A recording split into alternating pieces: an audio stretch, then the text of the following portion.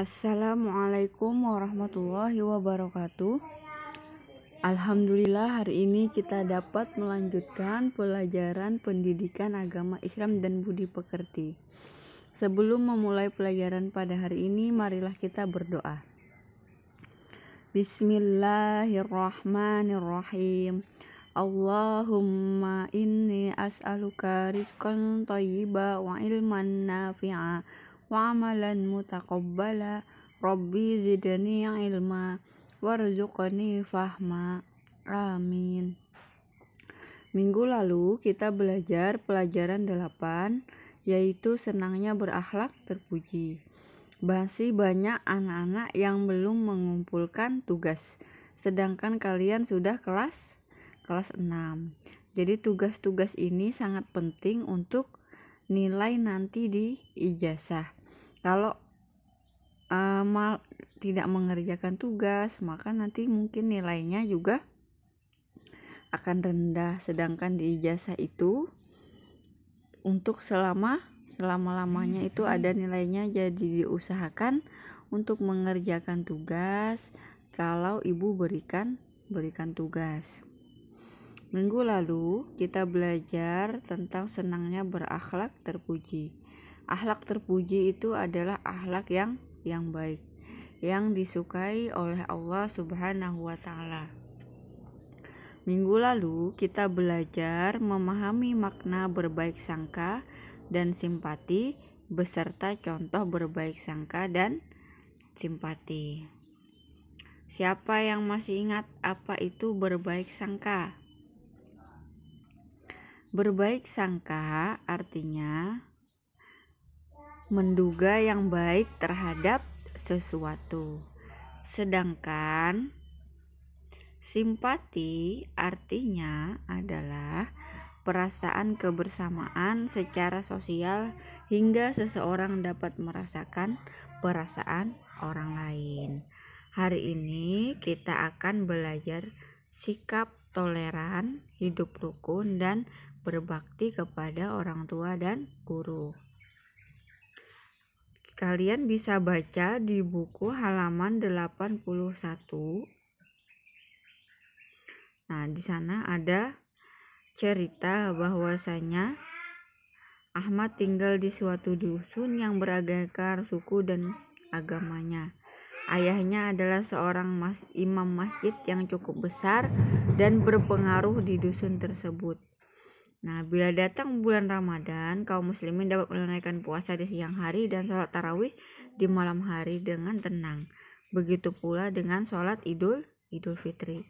Begitu pula sebaliknya, ketika datang perayaan Natal, remaja Islam ikut menjaga ketenangan kaum Nasrani melakukan kebaktian.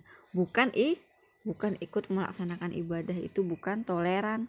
Jadi toleransi itu ada batasannya.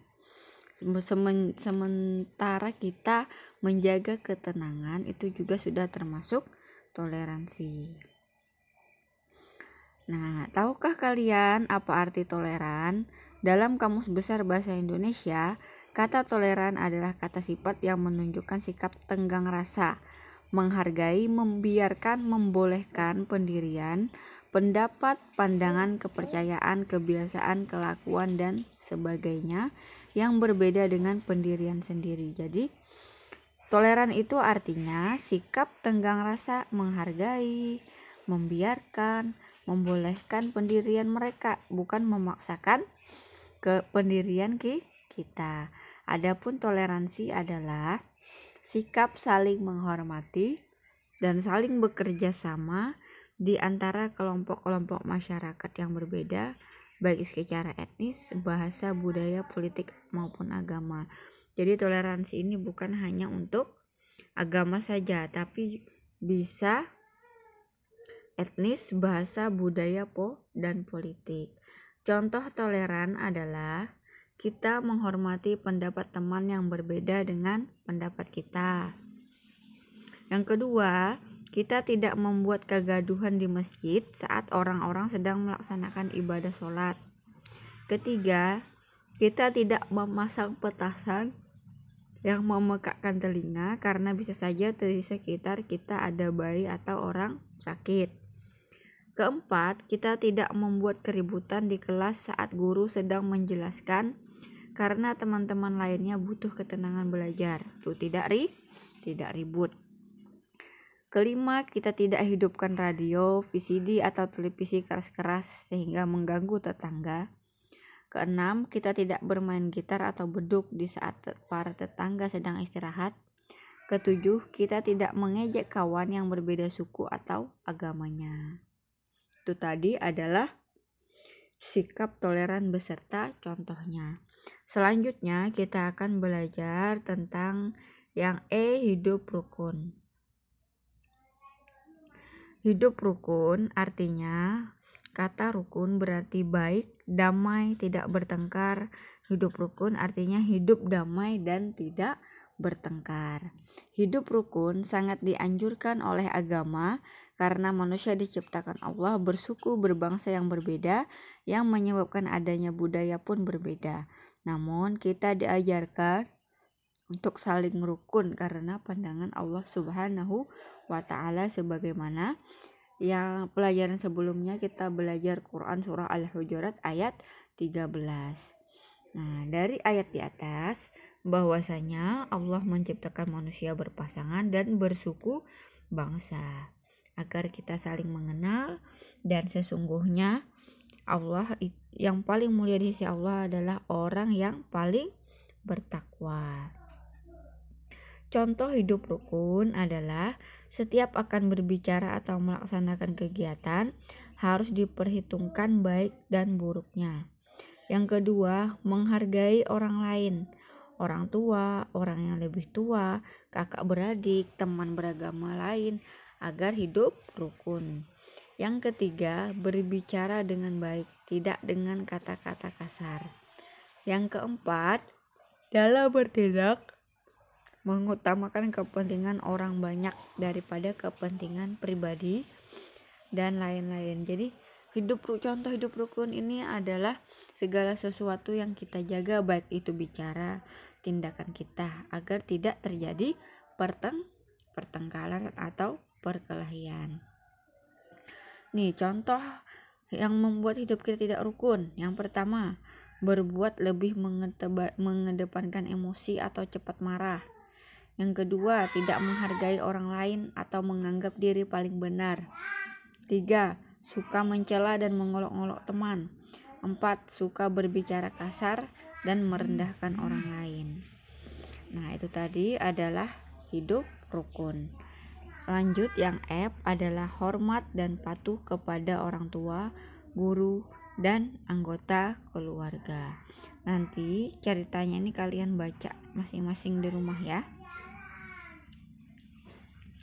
Nah, peringatan agar kita memiliki rasa hormat, sayang, dan patuh kepada orang tua dan guru dan anggota keluarga, sebagaimana Allah telah mengingatkan di dalam Quran surah An-Nisa ayat 36, yang artinya, dan sembahlah Allah dan janganlah kamu mempersekutukannya dengan sesuatu apapun, dan berbuat baiklah kepada kedua orang tua, karib kerabat, anak-anak yatim, orang-orang miskin, tetangga dekat dan tetangga jauh, teman sejawat, ibnu sabil, dan hamba sahaya yang kamu miliki. Sungguh Allah tidak menyukai orang yang sombong dan membanggakan diri. Nabi Muhammad mendukung untuk berbuat baik kepada orang tua, sebagaimana Nabi bersabda, barang siapa yang berbuat baik kepada orang tuanya, akan menjadilah ia sebagai orang yang paling baik dan akan dipanjangkan umurnya. Nah, jadi dari firman Allah, dari Al-Quran, dan dari hadis memerintahkan kita untuk berbakti kepada kedua orang tua. Contohnya apa ya? Hormat dan patuh kepada orang tua. Yang pertama, bisa memberi salam, minta izin, dan mencium tangan orang tua ketika berangkat ke sekolah. Kemudian mendoakan orang tua setelah sholat. Kemudian belajar dengan sungguh-sungguh. Kemudian minta izin jika kita ingin pergi ke rumah teman. Kemudian mengerjakan sholat dan bangun pagi ketika orang tua memerintah. Sedangkan contoh dan hormat patuh kepada guru adalah ketika bertemu guru memberi salam, Jangan ketemu guru malah nggak kenal, diabaikan atau dicuekin. Yang kedua, mendengarkan penjelasan guru di kelas atau penjelasan guru di saat sekarang. Yang ketiga, saat belajar tidak banyak bercanda dalam kelas.